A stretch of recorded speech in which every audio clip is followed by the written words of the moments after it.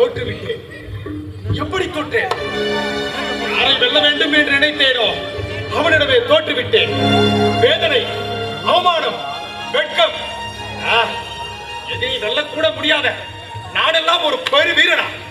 இல்லை, இல்லை, இல்லவே இல்லை. ஆமா, என்ன? குருவே, இல்லை குருவே, இல்லை. அடுத்த முறை நீங்கள் அந்த யானாதியை வெல்வது உறுதி. அதைதான் நான் ஆமாம் ஆமாம் என்று சொன்னேன்.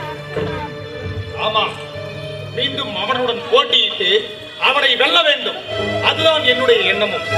அதற்காகத்தான் திட்டம் தீட்டிக் கொண்டிருக்கிறேன். சரி, உன்னுடைய திட்டம் என்ன?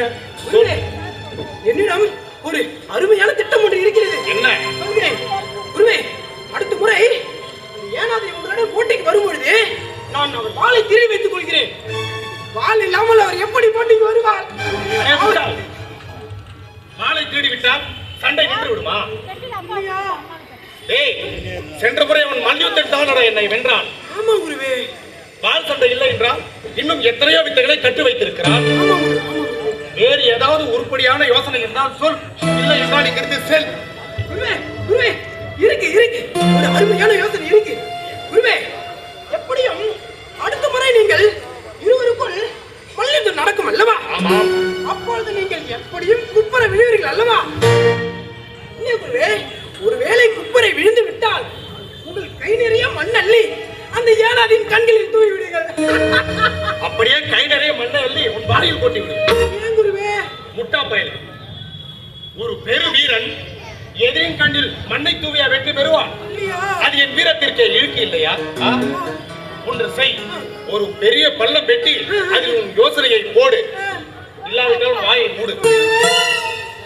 குருவே, குருவே, இன்னொரு யோசனை இருக்கு குருவே, இன்னொரு யோசனை இருக்கு. என்ன? மிளகு தூளை தூவலாம் என்கிறாயா? இல்லை குருவே, இல்லை. எண்ணெய் பயன்படுத்துங்கள். ஏன், ஏதாவது சமைக்க போகிறாயா என்ன? இல்லை குருவே, அடுத்த முறை நீங்கள் போட்டிக்கு செல்லும் போது உங்கள் உடல் முழுவதும் எண்ணெயை ஊற்றிக் கொள்ளுங்கள். உங்களை பிடிக்க முடியாமல் அந்த ஏனாதி வழுக்கி வழுக்கி விழுவார். எப்படியும் நீங்கள் வெற்றி பெற்று விடுவீர்களா? எப்படி யோசனை? இந்த ஊரில் என்னை ஏன் குருவாக யாரும் ஏற்றுக்கொள்ளவில்லை என்பது இப்போதுதான் நான் புரிகிறது. உன்னை போன்ற முட்டாள் என்னுடன் இருக்கும்போது என்னையும் முட்டாள் என்றல்லவா எண்ணுவார்கள். முதலில் இங்கிருந்து செல். நானே பார்த்துக் கொள்கிறேன். நானே பார்த்துக் கொள்கிறேன். என்னை போன்ற புத்தி கூர்மையுடைய சீடரை அடைவதற்கு நீங்கள் பெரும் தவம் செய்திருக்க வேண்டும். என்னை முட்டாள் என்று சொல்லிவிட்டீர்கள். உங்களை அந்த சுடுகாட்டு சாம்பல் பூசிய பரமன் தான் காப்பாற்ற வேண்டும். நீ என்ன சொன்னாய்? குருவே, குருவே, சுடுகாட்டு சாம்பல் பூசிய பரமன் தான் காப்பாற்ற வேண்டும் என்று சொன்னேன் குருவே. கிடைத்து விட்டது அருமையான யோசனை. அருமையான யோசனையை சொல்லிவிட்டார். யோசனை கிடைத்து விட்டதா? கிடைத்து விட்டது. சொல்லுங்க சொல்லுங்க. அந்த ஏனாதியை தோற்கடித்து சிறந்த யோசனை கிடைத்து விட்டது. சொல்கிறேன் கேள்.